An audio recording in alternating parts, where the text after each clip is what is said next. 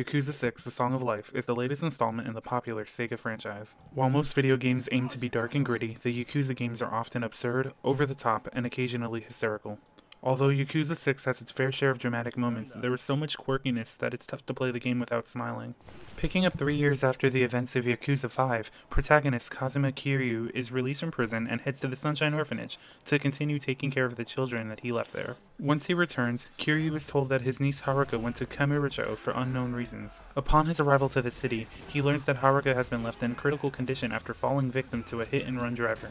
To make matters worse, Haruka recently gave birth and no one knows who the father is. This leads Kiryu on a journey to not only find out who's the father of Haruka's son, but also who hit her with the car.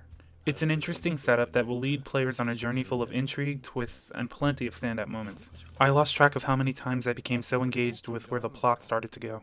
While the main questline is often shocking and dramatic, sub-stories include some extremely weird and comedic scenarios. One of my favorite sub-stories is about a girl who is convinced that she has traveled back in time and attempts to save her parents' marriage. There are also quests that involve ghosts, and even a mission where Kiryu must dress as a local mascot and fully commit to the role. I spent a lot of time laughing at that particular sub-story. Yakuza 6 is a game that often highlights silliness, and the overall experience is better for that. Gameplay consists of Kiryu walking around the open world of Kamurocho, completing missions, fighting random thugs on the street, and destroying rival Yakuza that try to stop him in his tracks.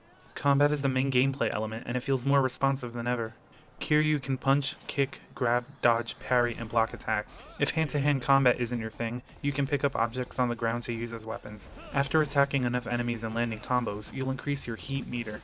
By doing so, you can press the R2 button to enter Extreme Heat mode. When using Extreme Heat, Kiryu's senses become enhanced. He can dodge faster, pick up heavy items, and even unleash devastating combos that will take down even the strongest foes. Knowing when to use your heat meter can be the difference between life and death. Yakuza 6 features plenty of fantastic ways to lose track of time. There are so many minigames that will make every player put the main questline on hold for a while. From singing in karaoke, playing rounds of mahjong, conversing with hostesses at cabaret clubs, talking to women on the internet, heading to the batting cages, throwing darts, or even going to the arcade to play some classic Sega games, there are a lot of side activities to do in Kamurocho. I spent a lot of time playing Puyo Puyo, Virtua Fighter 5, and Outrun as a way to unwind after many hours going through Yakuza 6's 13-chapter storyline. Another interesting side activity is Kiryu clan battles. At one point, you have the option to participate in clan battles. This activity changes things up and adopts a real-time strategy-styled event. As the leader of the clan, Kiryu uses members of his crew to take down rival clans. While exploring the open world, you can find people to fight who will join your clan upon beating them. Adding them to your squad will allow you to update your clan's roster and unlock new abilities. In clan battles, you take control of a marker that you can move around the battlefield. Every few seconds, you'll gain a point. Spending 7 to 8 points will let you send another troop into battle. For 20 points and 50 points, you can send an enforcer, a stronger unit with unique abilities that can either attack enemy leaders or buff your clan members. It's an interesting game type that quickly becomes addicting. Yakuza 6 rarely has any flaws. I didn't notice any bugs or technical glitches. My biggest issue is the fact that some of the cutscenes are just too long. While it's not a normal occurrence, there were instances when it felt like I was watching longer than average videos. That's a problem I was met with later in the game. I loved the story, but I felt like they wanted to show so many narrative beats at one time. Having cutscenes spread apart would have kept me more engaged.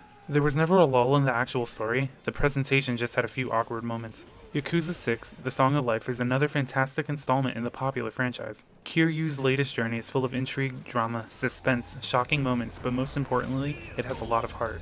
Besides the gripping narrative, the city of Kamurocho is brimming with life and plenty of side activities to do. Whether you want to spend hours experiencing the main campaign or rather play rounds of mahjong or iconic Sega arcade games, there's plenty to do for everyone. Yakuza 6 is a massive game that will not only please fans of the series, but it's also welcoming to newcomers, thanks to a summary of every game in the main menu. Yakuza 6 is an early contender for Game of the Year. It's a series that consistently gets better with each installment, and I'll definitely be thinking about Yakuza 6 for a long time.